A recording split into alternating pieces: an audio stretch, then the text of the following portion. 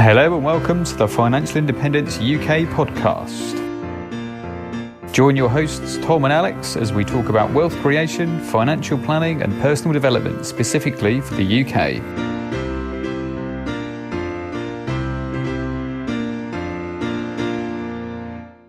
Hello and welcome back to another episode of the FI UK podcast. Today I'm interviewing a medical doctor based in the UK called Dr. Hung. We're going to talk about her FIRE journey, what she's learned from it, and just generally get a good picture of why she's chosen this path, and hopefully it'll bring a lot of value to you guys. So Dr. Hung, if you could introduce yourself and we'll get started. Hi, my name's Dr. Hung. I'm a 35-year-old emergency and intensive care doctor in London. Okay, that sounds firstly very stressful as a job. And I just wanted to begin by just saying thank you as a collective from all of our listeners and me for the work you've done for the NHS. Really appreciate it. It's not something I could do myself. So firstly, thank you very much for that. So if you could begin, just tell us about why you chose the FIRE journey and how you found it. Let me give you a bit of a background to how I arrived in my journey. So my family moved over from Asia, and we were quite poor when we grew up. So I grew up on council estate. My father was a cook in a Chinese restaurant. My mother did minimal wage jobs, doing a bit of sewing and working in laundry. And I had two older siblings as well. So money was always a struggle. I grew up never having anything new. So anytime we needed to buy any food for the family, it always came from the reduced section. And we had to use the street markets on the Saturday towards the end of the day, where foods and fruits and vegetables were always cheaper. And then anytime we needed any utensils for the household, such as any extra plates and cups and things like that, we'd have to go to a car boot sale on Sundays to buy them on a cheap. We didn't really have any fun days out growing up. Everything had to basically cost nothing. So it would be a walk in a park, a cycle around the neighbourhood. I'd take some leftover stale bread to feed the ducks, or I'd just end up spending my time in a public library as we just didn't have any money. And my family had really quite large debts to pay because my father had quite a bad gambling problem, which impacted us throughout my whole childhood. And so even up to the age of 17, I'd never had a birthday party, which I feel is quite sad. And then in school, I had to actually approach some teachers during primary and secondary school to actually tell them, I know the assignment is to talk about where I went on holiday, but I've actually never been on holiday. My family's just too poor. And so having that in the background, it's quite unusual that I ended up on a FIRE journey, because seeing how poor my parents were when I grew up, by the age of 7, I had actually already asked my parents to open my own bank account. So I ended up going to Aber-National, having my first bank book, and I put my pocket money in there. And then fast forward a few more years, I remember seeing past these big posters in the Aber-National Bank, which is now called Santander. And they would say, have you had a financial review? Do you want to talk to someone about your finances? And I was about 13, 14 at that time. I was wandering past these posters until I finally mustered up the courage to go up to one of the people at the help desk and ask them for a financial review. And so there I was sitting there at the age of 13, 14, asking them about how can I open a junior ISA. And then from then on, I had a yearly financial review. And I was probably the youngest person they'd ever seen actually approach the bank staff to ask for a financial review so frequently. And over those years, I managed to get involved with learning about what bonds were, how to maximize my junior ISA, how to move on to the adult ISA, and to move on to fixed rate bonds. And that really helped me over the years to try and just save a little bit of my pocket money so that I had something for the rainy day, as my family just didn't have any extra money to support me and to help me if I needed anything new. Wow. So that, to me, it's a story of necessity of having to learn about finances rather than a choice, perhaps through your early years. And I work in addictions myself at the moment, so I can appreciate how difficult it would be growing up with a parent or caregiver having an addictive issue like that. What really sticks out to me though is you say you're not a likely person to be on the fire journey, but this kind of thing gives you the ability to self-manage it, and that takes away a lot of the anxiety because it's within your own control because you've learnt it all the way up from your early teenage years. I don't think I ever even set foot in a bank when I was 14. My earliest memory of going into a bank or building society was, I think I was 18, maybe, possibly 19, something like that. And it all comes together. Your kind of story there comes together to really promote good financial lessons, which I think you've had to learn really young, and they can be difficult to learn at that age, but they're clearly setting you in really good stead, kind of moving forward. Absolutely. The older I got, as I headed towards finishing my secondary school education, money became a massive factor on deciding where I could study for university and whether I could actually afford to go to university as well. Okay, yeah, that makes sense. I think a lot of people in the Western culture attending university or higher education is expected. Really, it's not that you have to work out whether you can go. It's just people think about where they want to go, not if they can go. It's quite a reflection to think about. There are people in the world who have to choose if they can go, not just when or where. Talking quickly about your education, obviously you've been through medical school. I don't have any idea of kind of the costs of that. I only know my own degree, which was fortunately funded by the UK government, and my general living expenses. But is there anything specific to medicine that you wouldn't really find in a non-medical degree? So medicine's a little bit more complicated just on the basis that the duration of your course is virtually double the length of any other university course that you can study for. And generally, most of the medical schools tend to be in big cities. So you're not going to be able to find a discount by finding a cheaper med school. So that's definitely one of the biggest issues. Yeah, well, am I right in thinking it's 7 years for medical school, or am I way off? So there is a variation. So if you come into medicine having done a previous degree in virtually any other subject, if you're lucky enough, you can go on a fast track program and you can get through it in 4 years. The general length of time is 5 to 6 years across the whole of the United Kingdom. So it's quite a commitment to study for that length of time in, my understanding of it, that it's not easy. It's not a walk in the park at all. There's an awful lot kind of that degree entails on top of working to learn as well. I know you'll be expected to do days, weekends, nights on top. So it's definitely not something for the faint-hearted. I think for those people who want to go to medical school, they usually manage to hack it out and it all works out. For those who have ended up going because someone else has made them or have told them to go, they usually don't survive the whole course program. It's because it's just the wrong place for them. And they usually get filtered out quite quickly. That does make a lot of sense. I think you have to, if you want to do something like that, you need to do it because you want to do it, not because you're being told by other people you want to do it. We're just doing it for the prestigious kind of title of being a doctor. I think it'll very quickly, you'll very quickly learn that it's not something just to be done.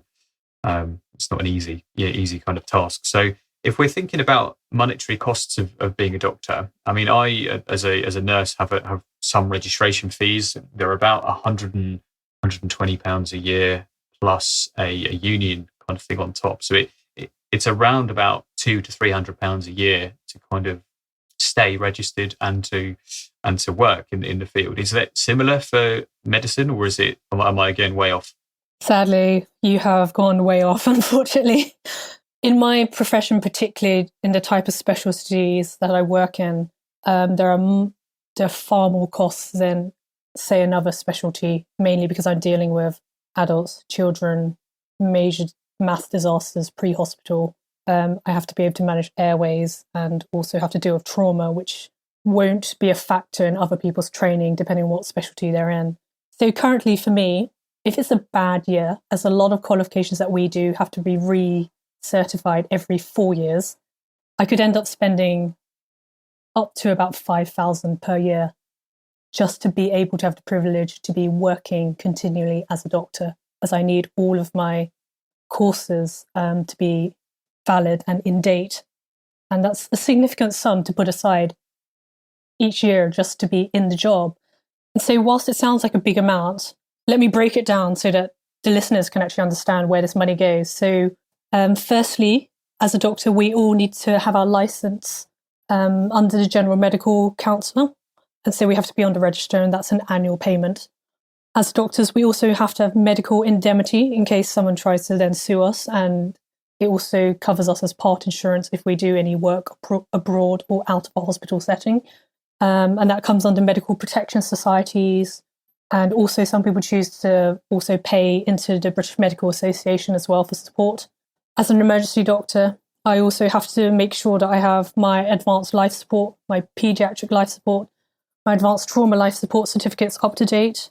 I then have to have my mass disaster, mass casualty trauma type certificates also valid and in date, as well as child protection, general instructors courses.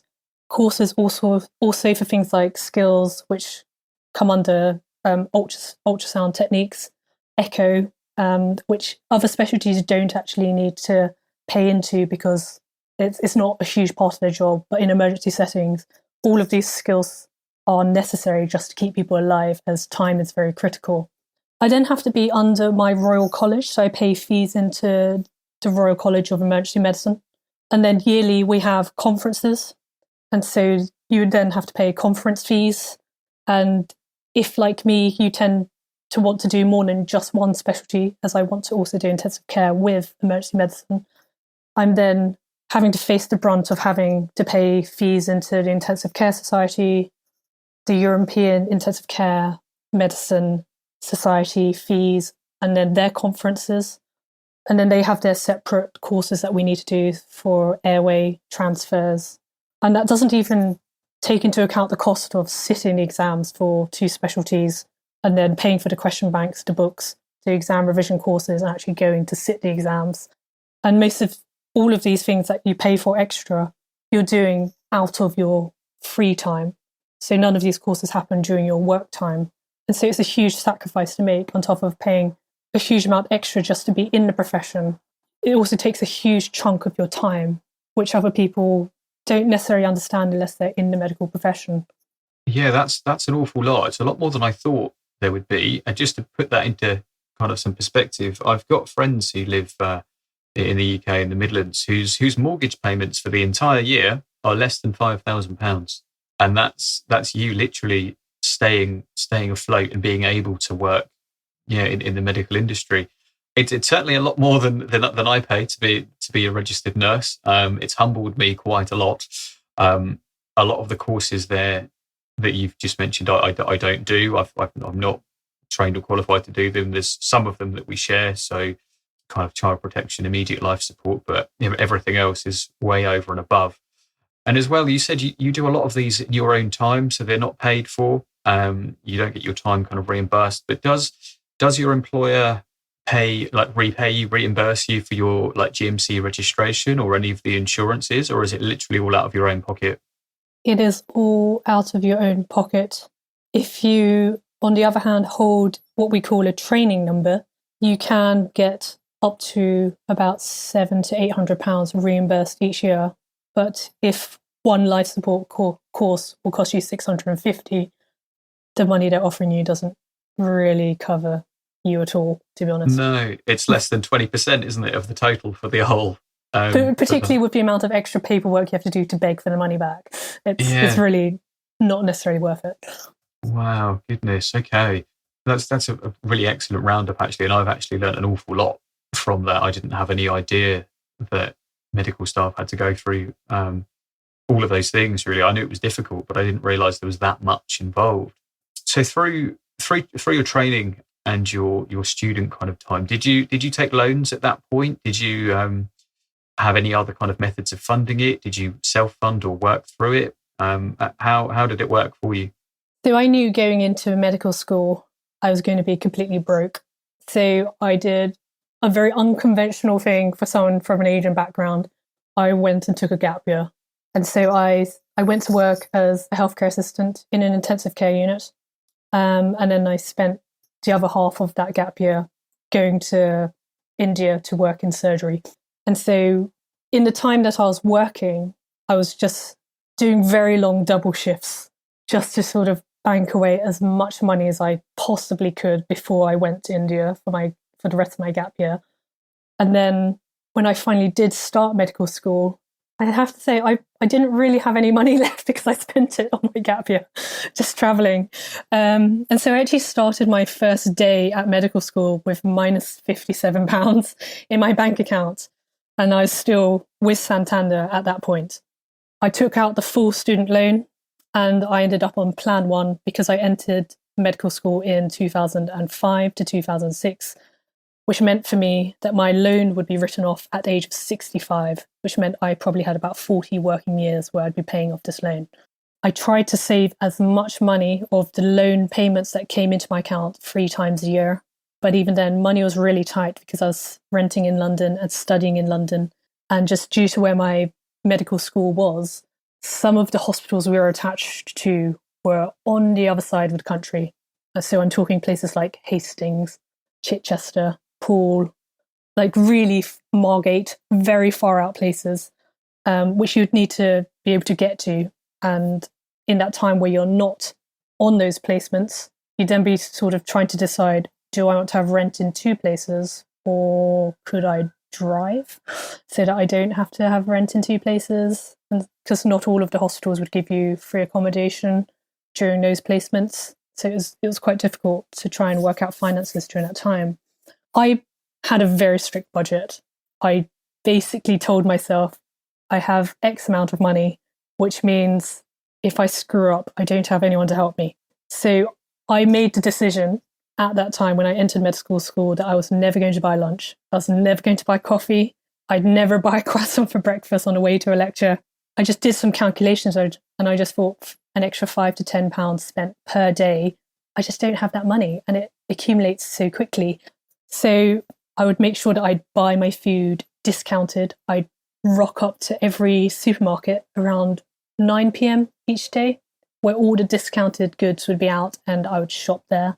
And then I'd stick to very basic foods to keep my sort of food allowance about £10 a week, which is unimaginable with some people. But when you broke it down, it would be 1 bag of pasta, 99 pence, and that's 500 grams. I'd have a bottle of soy sauce, which was probably 89 pence for a litre. And then I'd have bags of frozen vegetables like peas, which are for 1 kilo you'd get for 99 pence. And I'd sort of just rotate the same basic staples over and over again, just so that I'd make sure I'd have enough money to enjoy a normal student life. Because I had made the decision when I went to medical school that I wanted to continue doing sports like rowing. Rowing is not a cheap sport. So your general fees for buying your rowing kit will already be about 300 at least when you kit yourself out for the winter. And then just having the fees to pay for entry to a boathouse and then to actually be part of the boat club, it adds up. And then gym memberships on top of that. So I had to tell myself, it's give and take. I can't have everything. And so if I just restrict my diet and my shopping expenditure and cut all transport costs by walking everywhere, even if it takes me an hour to get somewhere, then I'll just do it. And that's basically what I did for those years. And I managed to actually come out of university somehow with the same amount of money that I borrowed from the government. I managed to bank it away in cash prices, and just mainly because I had applied for bursaries throughout my medical school years. So I'd write these essays, try and get some awards. I'd try and do a part-time job when I could, when the semester wasn't too busy. So I'd take on a caring job where I did 3 hours work for some disabled people each week, and that would give me a bit of money. And then for the university, I would work as an ambassador for them. And so I do open day tours for new students and people visiting. And then I also did typing of website content for the medical electives websites. And so I'd write about places that other med students could go to in order to spend their medical electives abroad and to get different experiences. And for that, I'd get payments, just small amounts of money for that, and which I would then bank away and save.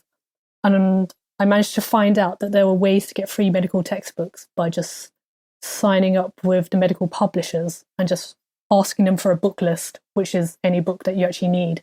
They send it to you, you write a review, and the books are yours for free. And I just monetized that during my university days so that I never had to buy a textbook. And so once I've written a review, I was technically selling the books on. And that really helped me to just get through medical school without completely going bankrupt and still having a really good medical school experience.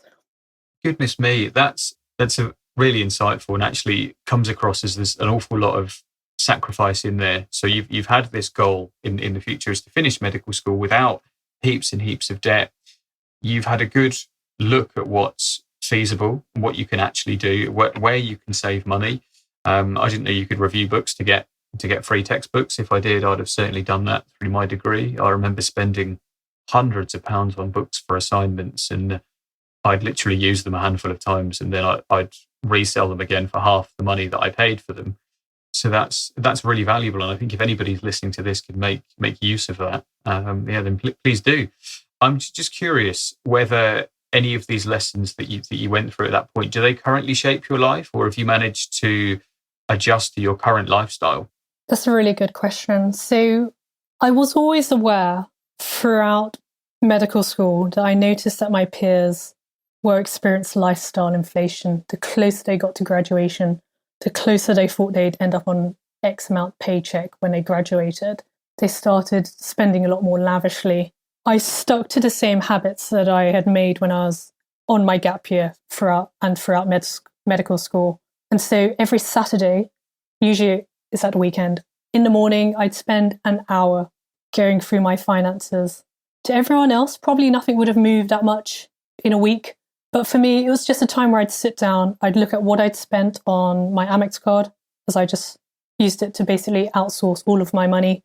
So that I could get points in return, so that I could use the points to travel and upgrade my flight seats out of economy. And so I'd still have that practice where each week I would sit down and go through my finance. If my finances were fine, I'd then spend the rest of that, say, hour or two looking at what are the current rates for the new fixed rate ISAs, the bond rates, what is the interest rates if I shop around. If I move my bank onto an online bank rather than a high street bank, would I earn more? And then I would fiddle with the numbers and sort of look at what my foreseeable expenditures would be for, say, 10 months down the line. How many countries am I planning to travel to? How much are the flights going to cost? How much do I need to put away so that I can not be living off my credit card when I do suddenly go off to travel? So the habits that I had previously, they've followed me through. And it was actually on one of those Saturday mornings when I was sitting down doing my finances in my fourth year at med school. I distinctly remember having had a chat with some of my friends about what banks they were banking with during university. And, you have a mixture of friends who are med students and friends who are doing all the other sorts of courses. And I found a lot of people were banking with different people. And I noticed that their banks were giving them extra freebies, which I hadn't considered or contemplated, because I was too lazy at the time to shop around. And so I felt as if I had been missing out. I heard that NatWest had given out 5-year, 1/3 off rail cards to their students who use them for their banking. There are other banks which gave them mobile phone discounts, free upgrades, and bigger overdrafts more than $2,000. And I thought to myself, I'm free to shop around. I should move to another bank. And it was at that point I made the decision to move from Santander Bank to HSBC, because I thought to myself, there's a couple of perks at HSBC which actually appeal to me. They seem to have really streamlined their advertising to make sure that when you walk into their bank, there's someone who approaches you, asks how they can help you, to find you the right place, to advise you, you don't actually need to turn up to put your checks into your bank account. You can literally just take a photo of your checks and just upload it onto your apps, or do it electronically, phone it through. There's just so much more information that they were giving me than my previous bank. I thought, HSBC does seem a very decent bank to go to. And what's more, they advertised it in such a way that once you walked into HSBC, you looked upstairs and you could almost see this sort of heavenly gateway, which advertised something called a Premier account, a Premier lounge. And I just thought, what on earth is that? That sounds like it's quite important or quite special. And so I'd end up looking online to try and find out what on earth a Premier account was. And I thought to myself, having done some research, wow, they give you free travel insurance. You know, there's a branch of HSBC that's open inside Chinatown. Even on a Sunday, I can do my banking. If I have a Premier account, they'll give me a wealth manager. What on earth is that? That sounds amazing. And so I moved into HSBC Bank with the prime target of trying to get a Premier account. And I'm happy to say, about a year after graduation, I managed to get a Premier account, and I'm very happy. Oh, excellent! Great stuff. That's really key, isn't it? Because a lot of places, institutions, establishments will all offer different things to try and win your business. But I think for you, that you mentioned specifically about traveling a couple of minutes ago, if they give you free travel insurance, perfect. It's another cost you don't have to pay. But also the discounted train fare, if you're traveling to different placements and things like that, it can save you a fortune, certainly more than any fees that the account would cost you. And I think that because you've been open to looking and digging a little bit deeper into those things, you've then been rewarded with a financial savings, but also it's made your life easier, essentially, hasn't it? It's saved you time and a lot of effort kind of down the line. That's really interesting. Thank you. I just want to dig a little bit more into your experiences as a woman, essentially learning in the UK, and also your thoughts about kind of studying, but also financial education, and how those experiences that you've had, would they be different for you than me? Possible. And I think it's something that I could learn from you and your experience. So if you're happy just to touch on those topics, I'd really appreciate it. So for women, I've always found that the financial education or financial upbringing and access to information is significantly different from what men would be exposed to. Women are just generally not sat down by their fathers and given good, solid financial advice throughout childhood and before going into university. There's just no one who talks to you about how do you save? What's the difference between an interest rate? Do you know what capital gains tax is? Why should you use an ISA? Do you really need a pension? How are you going to get a pot of money to pay for your deposit for your first house? No one really says anything about that to women, which I don't know whether they just believe that women are not interested or we just don't have the mindset for it. I wasn't very sure. I found there's also the problem between women that they just didn't seem to want to talk about their finances as well. There's a lot of secrecy and a little bit of shame, I noticed, that because a lot of other women I knew who went through university, a lot of them were actually reliant on either their parents who sort of bailed them out, their parents would buy them their first car or put down their first house deposit for them so that they had their own house as students, so they didn't even have to wait to graduate. So they had a lot of help from their parents, or they became sort of reliant on the people they were going to be dating or moving in with. And so they couldn't make any financial plan without consulting someone else. So technically their money wasn't necessarily their own, and they didn't treat it as a sort of financial footstep for complete independence, where you could just protect yourself from all the elements. Because generally women will have to face things in their career which I don't personally believe men would have to face. Women need to consider money for childcare, money to take time out to bring out the kids, so that would be a career break, caring duties. Whilst no one admits it, most women probably would have to look after their siblings, maybe extended family relations, as well as elderly parents, more so than men. And on top of that, for some unfortunate women, if they don't end up managing to find a spouse at a young age, they then need to consider things like freezing their eggs, going through fertility treatments later, which is not something that anyone would ever imagine at the stage when you go through medical school. But even at the first few years of medical school, you'll have female consultants who will talk to you and just tell you their horror stories. And they'll say, don't make the mistake I did. Please have kids early. I'm now a consultant. I'm now 37 and I've had to go through 3 rounds of IVF. And it's just been so stressful and terrible. And it's cost so much money. And we've sacrificed X, Y, Z. to get to this stage of our career, and it's been really difficult.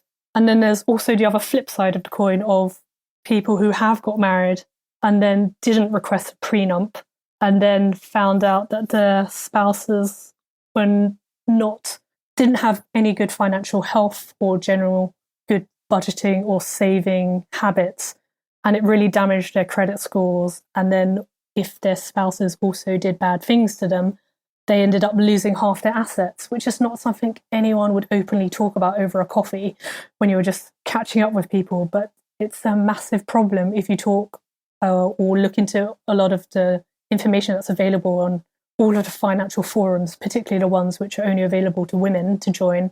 There are a lot of stories of what has happened to people just because they didn't know what they should have done 10 years back. They didn't know that people would change. They just honestly believed that their goal in life was graduate, maybe pay off the debt, but definitely get on a housing ladder, form a 2.4 unit where you get married and have 2 kids, and then maybe be a stay-at-home mom because the husband would probably be earning whilst you bring up the kids, and then you'd somehow go back into the career workforce after the kids are old enough to go back into school. And that was generally the lifeline that was sold to most women here in the UK on how things are going to be. And most of the women just accepted that. Yeah, it sounds like there's some kind of stereotype things going on there. There's also a lot of variables as well. And the impression I get from you is you're not happy to kind of leave things to variables. You'd rather know with certainty that actually, should X, Y, or Z happen, I know I'm going to be okay because I've done the groundwork. I've put all this effort in throughout a consistent number of years. And I do think you're right that there is a horrible lack of financial education out there, which is the main reason we started this podcast, essentially, is to try and teach people the basics of finances, but also the stuff that will have life-changing effects for them that they don't get taught until perhaps it's too late. You touched upon pensions and savings and interest rates and the joining of finances when 2 people decide to come together and either get married. What the other person has done will affect you once those marriage certificates have been signed. And if you don't have a full understanding of that, it can really damage, as you've said, it can damage their future kind of credit scores and their general financial health. It can have really detrimental effects. So I'm a big believer and advocate for open communication, especially about finances and health, with people who are close to you. And you're right, people aren't going to go and have a coffee and say, "Hey, tell me about all the debt that you're in," or "Tell me about your financial plan for 5 years," or something. People will look at you like you're insane. They'd much rather talk about anything really other than money. And I think that's something that needs to change, a taboo that needs to be broken. It shouldn't be a shameful topic. There's a book, I'm not sure if you've read it, I don't know, by Morgan Housel called The Psychology of Money. And he states that there are 2 things in life that affect everybody, whether that they like it or not, is money and health. And you seem to have both of those wrapped up really nicely, which is just all credit to you, really. In terms of, you mentioned a second ago that there are financial forums available for women only. I think it might be quite valuable if you can, if you remember the name perhaps of one of those, we could share it with our listeners, and it might help somebody out of a sticky situation. Do you recall the name of that? So rather than using a lot of books when I started out trying to self-educate myself about finances, I used a couple of websites, and then from those websites, I moved into the women's forums. So firstly, I want to touch on the names of some of these websites that I used. And they were great starting points to just dip in and dip out to just learn about what finances, what the lingo is, what the jargon is when they talk about finances and how to save and invest. So there are websites called moneysavingsexpert.com. I found that one very good. Candidmoney.com was helpful. Moneysupermarket.com, Monevator.com, MrMoneyMustache.com, TheGoodMoneyGuide.com, medicsmoney.co.uk. These were very useful. And then if you go onto Facebook, there's something called Fire UK, Women's Personal Finances on Fire. These are 2 separate Facebook groups. And there are lots of Reddit groups regarding FIRE in the UK and ones which are separate for women as well. You can just search within those apps. to access them, and they're all free. It's just the main thing. There's no spamming. They don't ask for your details, and you can just dip in and out as you need. Thank you so much. That's really helpful. And I've looked at a couple of those myself, especially Money Saving Expert, Monevator as well. And I originally learned about the FIRE movement from Mr. Money Mustache. And I was going to ask you at the end as well whether you'd heard of Medic's Money, because I was going to point you in that direction, but you've clearly beaten me to it, because you're very much on the ball with everything and anything finance related. So yeah, just to swing it back to the financial independence, retire early angle, if you could tell us a little bit about your general thoughts on FIRE, whether is it achievable just for a certain subgroup of people, or is it attainable for everyone? So I heard about FIRE about 3 years ago. So I got to that point in my life 3 years ago. It's because I just happened to decide that year that I was going to clean out my student loan. So I'll give you a bit of background. So I was on plan 1 of the student loan, and that was because I started studying in 2005 to 2006. And the rules from that year group was that the loan was only going to be written off at the age of 65. So that meant 40 years of paying off a loan unless I decided to clean it out myself a lot faster. And during my first year of working, they took out about $300 a month. So that would have been 9% of my salary. And then I noticed, looking back of 5 years on, that within 4 years of student loan repayments, they had charged me almost £4,000 extra in interest. So I felt as if I had been paying off nothing. So I had graduated with a student loan debt of about 40,000, and over 4 years, they still managed to charge me extra $4,000 in interest. And so about 3 years ago, I decided I'm cleaning this out. So I used all my savings within my cash ISA, everything that I'd earned from my regular savers accounts, where they give you 2 to 3% interest rates per year. And I just paid it off and cleaned out my debts, which is quite unconventional for a lot of people that I know. But I basically figured I had made a contract with the government when I borrowed money. So that money was borrowed under the belief that I would be paying it back. And so it was my duty to pay it back. So I chose to pay it back earlier. And so whilst a lot of people would say it doesn't affect your credit rating, it actually does affect how much money you have available when you apply to get a mortgage for a house. And that was one caveat, which I think some people underestimated. And so when I actually paid off my student loan debt completely, I actually found that because I'd been working for about 7 years by that point, I had a much higher earning power than I did when I first started out. So having the extra 9% of my salary every month to just invest and save, it makes a huge amount of difference. And so shortly after actually managing to just pay off my student loan, I suddenly managed to find that I could then save up to 60% of my salary, which I found was a phenomenal amount of money, which it was not possible before when I had the student loan going through.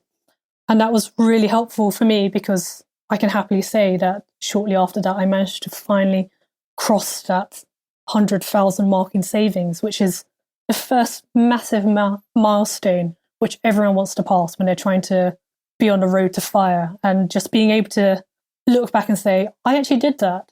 And I honestly believe I managed to do that was because I had cleared my student loan a lot earlier than other people. Wow. Just a quick congrats on that. That's an amazing achievement. It's not something that I've reached or I'm even close to. And everybody always says the first 100,000 is always the hardest, and then kind of compounding takes over. But I just wanted to take a moment to say, just like, good job. Like it's a hard thing, and you're actually getting the rewards now of all of your efforts up until this point. And being able to save 60% of your salary is amazing. That's more than I can do at the moment. And it's just testament to your consistency and the lessons kind of you taught yourself. But yeah, sorry, I interrupted you. Do carry on. So going back to your original question, FIRE is absolutely achievable for everybody.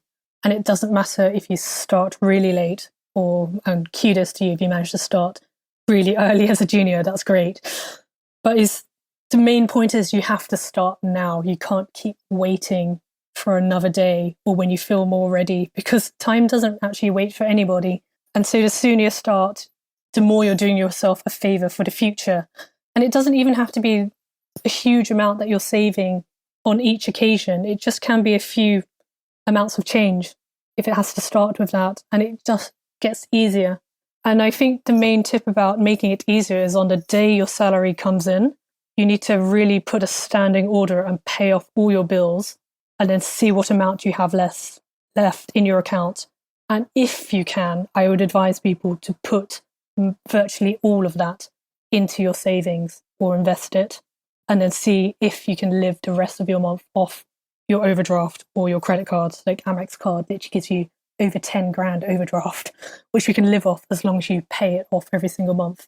And your overdraft for most banks will give you £500 with no extra fees at 0% interest for the first £500. And if you can manage to just manage your finances in that sort of borrowed money area, you can really invest the rest of your money away, which is how I've managed to accumulate my 60% savings every month. That's really important as well, and it's an ideal point. So I'm always an advocate of paying yourself first. So you've taken care of the bills to kind of keep your life ticking, and put a roof over your head and food on your plate, and then you're paying yourself. You're paying future you, and kind of thanking you for doing all of the hard work. And I think if you leave the money sitting there, advertisements are terrible at parting you with your money. They're very, very good at parting people with money, which is terrible for your financial future, good for the other businesses and things as well. So I think that's a really key point. And if that's the one thing that people take away from this, that they pay themselves first, it's one kind of the really helpful nuggets of information that we've talked about that come from you. Could you, I know we've talked a little bit over kind of how you work and the things that you do at the moment, but do you have any mistakes you've made along the way that perhaps other people can learn from? Absolutely. I have made a ridiculous number of blunders over the years with my own finances, which is no one else's fault but my own. But I think the initial few things that come to mind was not asking for financial advice early. So I would have a yearly financial review, but in those reviews, I wasn't always asking the right questions. So I hadn't asked them about my pension. I hadn't asked them really about what sort of savings plan I could use to really pay off my student loan faster. I didn't really ask them the difference at the time between my cash ISA and a stocks and shares ISA. And so I feel as if I managed to miss out on maybe up to even 10 years of investments because I sort of left my money sitting in a cash ISA, which is great, tax-free. Interest rates weren't great, but it was saving something. But had I been much more savvy, I would have actually have moved it into stocks and shares a lot earlier, and then had started buying funds years back. And I feel like that would have really have done me a lot better had I made that decision years ago, if I had just the balls to go up to someone and ask them to sit down to really explain it to me. Because I just felt embarrassed when I was at the financial assessments in these sort of reviews of my finances, because I felt I'm a student, I'm not earning that much, I don't have much in my pot, so it doesn't look like I have a lot of assets, but it doesn't mean I don't want to have more assets in the future.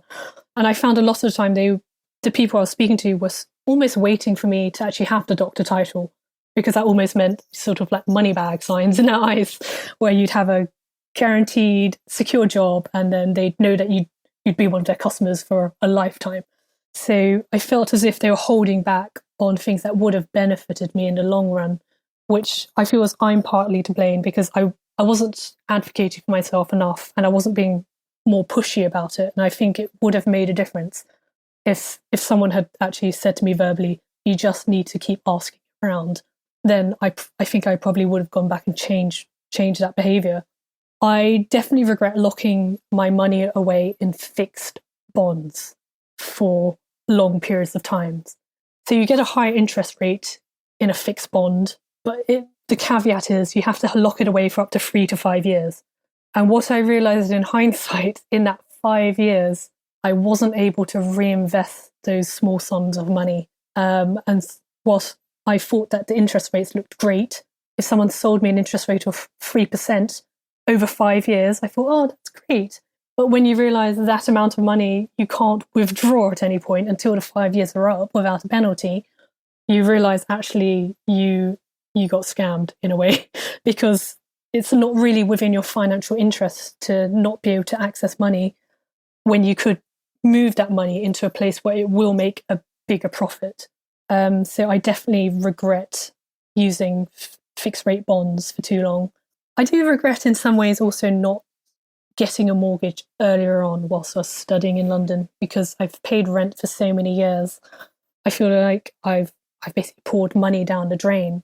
But now looking at how the housing market is in London, I also don't feel as if it's the best place to get what my money's worth. So for the cost of bricks and mortar to build that flat or an apartment, I don't think it's worth X amount of millions.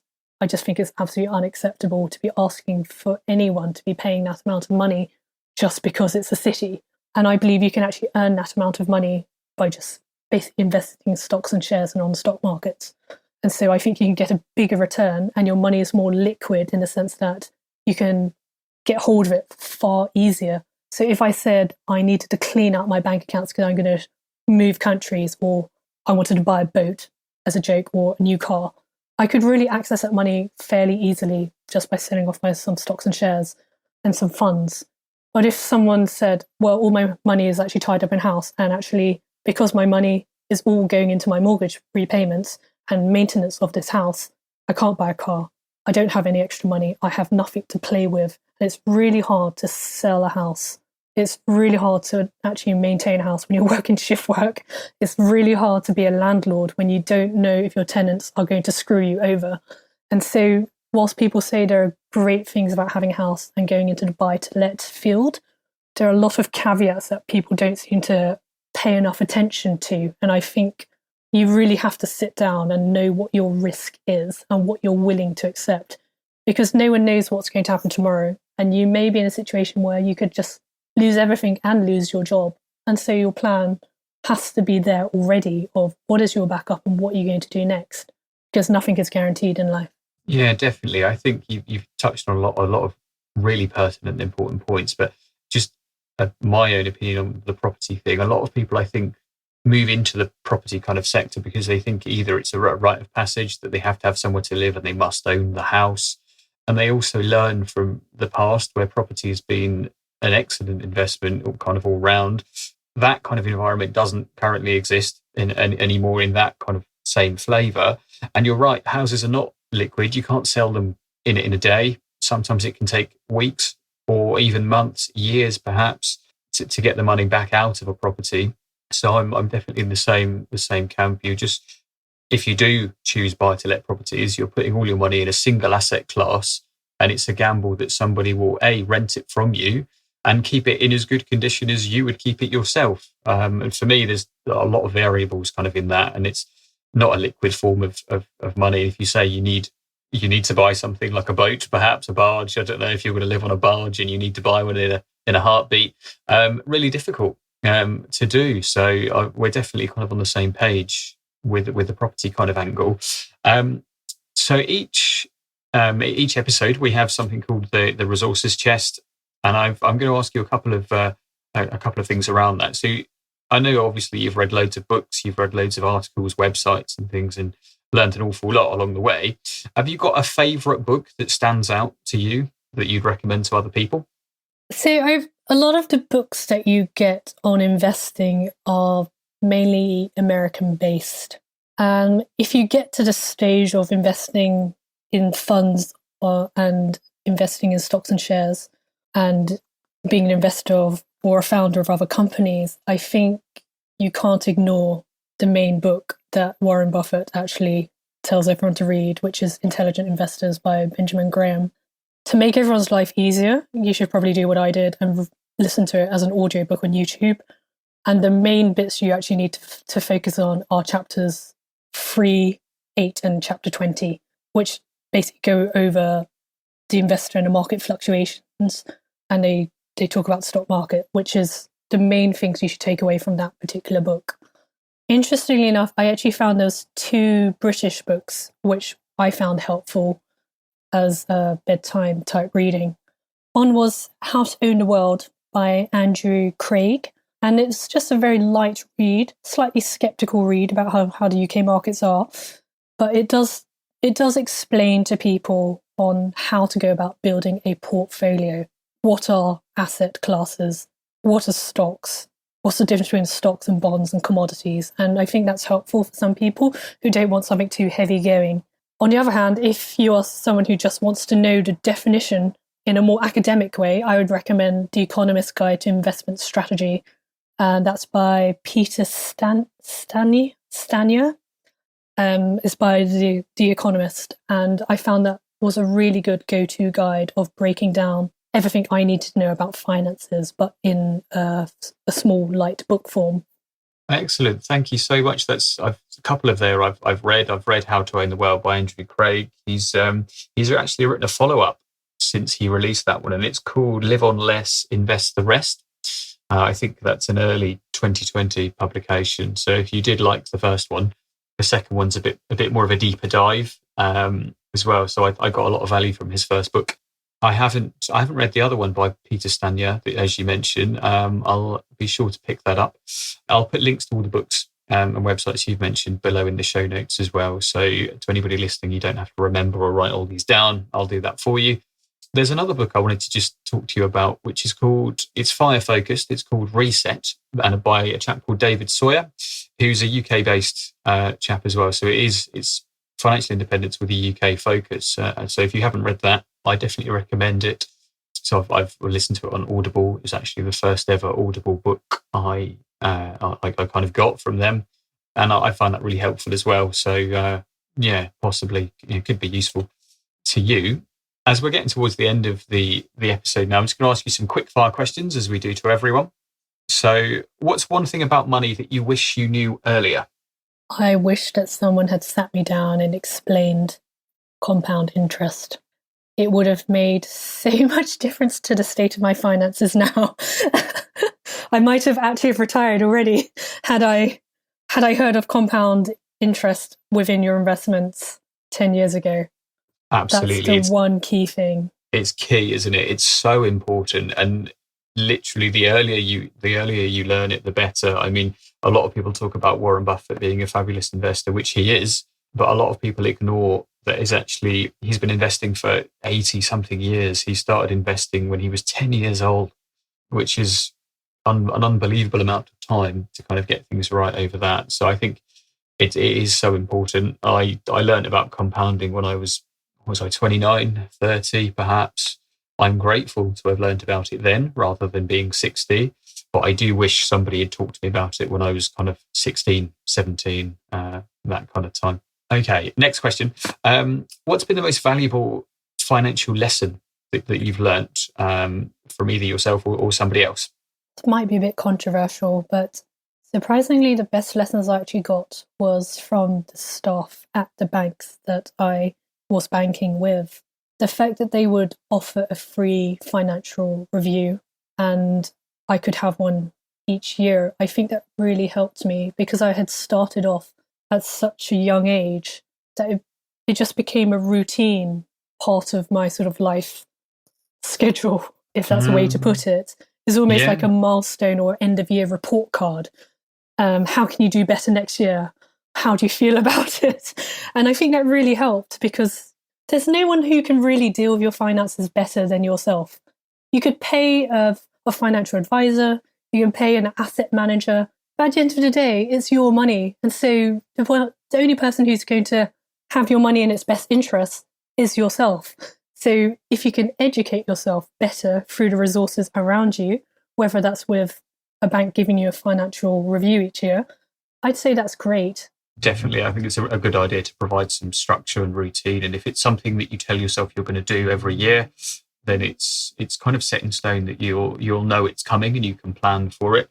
It always reminds me of J.L. Collins and his book, The Simple Path to Wealth. He writes in there that he does his financial review on a day that he can always remember, which is his wife's birthday. So I don't know how she feels about it, but it certainly makes sure that he never misses kind of a yearly annual financial review on that part. Okay, next one. What's the biggest financial mistake you see other people? Doesn't have to specifically be doctors. So, but what's the biggest financial mistake you see others making around you? It might sound a little bit controversial to say this, but I found Possibly say that it, and we'll see. I basically found that even my closest friends, the main problems they were having was the fact that they either didn't know themselves very well, or they were not willing to be truthful and genuine about their own habits, what makes them tick, their shortcomings, their addictions. Whether it was gambling, spending too much on clothes, drinking too much alcohol, not saving at all. They were just not honest to themselves regarding their finances. And I found that was really difficult to try and help them over the years, to try and give them bits of advice, because they were so defensive about how they are managing their finances, as it's a big part of their life. It impacts every decision that they make, whether they can go out, whether they can afford a gym membership, whether they can ever get a car, whether they can actually field a car. And I found that it was really quite difficult to see them making small mistakes, which then grew and grew and grew, and it really sort of screwed them over later. And they were completely rectifiable had they just really basically just licked their pride and then just had a sit down, and you could just map out their finances and make them a budget. That was probably the biggest financial mistakes that I saw within my friends' circles. Definitely, I agree. It can be very, very difficult to be introspective and look at yourself and where you want to get to and where you're at currently, and working out how to bridge the gap. It often takes some sacrifice, which is very difficult. So I can appreciate how people struggle kind of with that as well. And I think we talk about positive compounding. So we compound things in a positive way over time, but also negative decisions, they can compound as well over time, and you can end up in a real pickle. On being on the wrong side of compounding. Absolutely. So, and on top of that, I would actually want to add another point. You need to be very careful about who you spend your life with. So, in terms of dating, marriage, and a spouse, if they don't have any concept on budgeting, saving, building a pot of money for the future, you need to be aware of what debts they bring to the table, whether they're likely to drag you into debt if they're gambling, or they have an alcohol problem, or they're overconfident and they feel that they can just dump money in risky stocks in the market without telling you if you have joint accounts. You need to just be really aware that someone else's finances and their behavior can really damage your own finances too. And that's something that people aren't willing to say upfront when they are within a relationship, if they're already in a long-term relationship. And those who are going into new relationships, they're just not willing to have that important talk at the beginning to say, I need to have a ground rule to say, this is my bank account, here's our joint account, and we have a separate pot of money for fun. And, we will negotiate what we both define as fun. Because if I don't drink alcohol and you're drinking a lot of alcohol when you go out, that's you're going to eat into my pot of fun. So there should be ground rules on what both parties are expecting from their finances, and whether it's the case of, what is mine is yours, or is it truly a case of, ideally a bigger pot's great. It means that we can save more together with joint ISA pooled amounts as a couple, and we can reduce some taxes in other areas because we're now married. It does make a difference if the other person doesn't have as much financial literacy as you. Yeah, for sure. I think there's a lot in that. You do need to be careful, and also the importance is of finding someone who shares your values, not just in a financial sense, but in life, really. Because if you're both kind of compatible with the values that you share, you're both on a similar track. It can make things a lot easier, and sometimes you do have to have a more difficult conversation with somebody. I'm not saying on date number 1 or 2 you have to bring a 5 years printout of your bank accounts, spreadsheets, and forecasts, etc. But you do need to talk about these things, because it will have either a positive or a negative impact on on all areas of your health, be it financial, physical, mental, emotional. It can impact all of them if you're not kind of upfront and open about it. And I think it's a very valid point. And thank you for kind of bringing it to the to the table. I honestly don't feel that any woman should have to ever feel trapped in any relationships due to financial exploitation. And that's why I'm a very strong advocate for having separate finances, because no one should be able to control your life or abuse you financially. And part of me feels that if you're overly trusting to a lot of people, I feel like it can happen because people do change over time. But it's in your best interest to really have your own separate finances, just so you can protect yourself. And it's nothing to be ashamed of. If you spent your whole life trying to be completely independent and self-sufficient, there's nothing wrong with protecting that. No, definitely, I agree. And it starts with a good financial knowledge, doesn't it? So if you have the financial literacy that hopefully we're trying to bring and share with people, it can mean if they do find themselves in a position that they want out of, they can A, recognise it, and B, know what to do about it to kind of escape a problematic situation. So I think it's definitely something that I'm going to try and educate other people in, share knowledge, and kind of make that not have to happen to some people. So last question in terms of the quickfire questions, a bit of a whimsical thing, but if you found £10 on the floor and someone said you have to give this to charity, which charity would you pick and why? I hands down would give that £10 to one of the local parish churches. Throughout the whole current pandemic, they've been feeding the homeless daily in the mornings and evenings, whereas every other place has basically shut down. And I feel like they've been doing a fantastic job. So hands down, I'd give the money to the churches. It's really funny you say that. I do some outreach work at a local homeless shelter, which is run by the church. Well, not local to me, but local to my employer. And you're absolutely right. They've been there day in, day out, open late into the night just to feed and clothe and kind of support homeless people through this pandemic. And that's something that's not changed. And it's an absolute lifeline for the people that use it. So it's a very, good choice all round. So we've reached the end. Is there anything else, Dr. Hung, you'd like to mention while kind of we're talking together? Or are you happy to leave it at that? I think it's worth people really taking into account and knowing when the end of the UK tax year is. It makes a huge impact on your taxes and your savings, whether you realise it or not. So the end of the tax year is coming up 5th, 6th of April.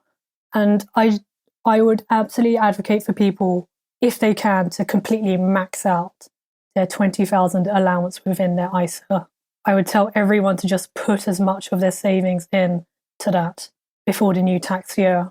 And just by moving small amount of money across, I honestly feel that it would just change your mindset so that you can just make a plan for the next coming year of what you're going to do next, how you're going to save, how you're going to reach that goal of reaching X amount of money, whether it's retiring early, whether it's buying a house, buying a new car, paying off your student debt. Use that end of the tax year date coming as a sort of bookmark in your schedule to say, this is a time I need to sit down and look at my financial life and just see if I can just make me in 10 years' time thank myself today for making changes. That's an excellent final point. So doing things today that your future you will thank you for doing.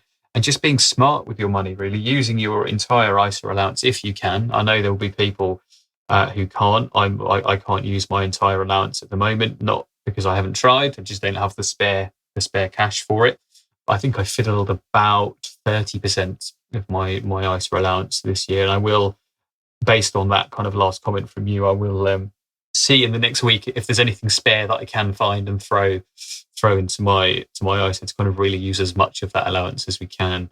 Dr. Hung, this has been an absolute pleasure for me to kind of speak with you today. Thank you so much for your time and for your service for the NHS. Really appreciate it. And just, thank you for sharing your time with me and allowing me to talk you through this episode. So, thank you very much. Thank you. That's been a pleasure. And I hope this podcast has helped some people. I'm sure it will.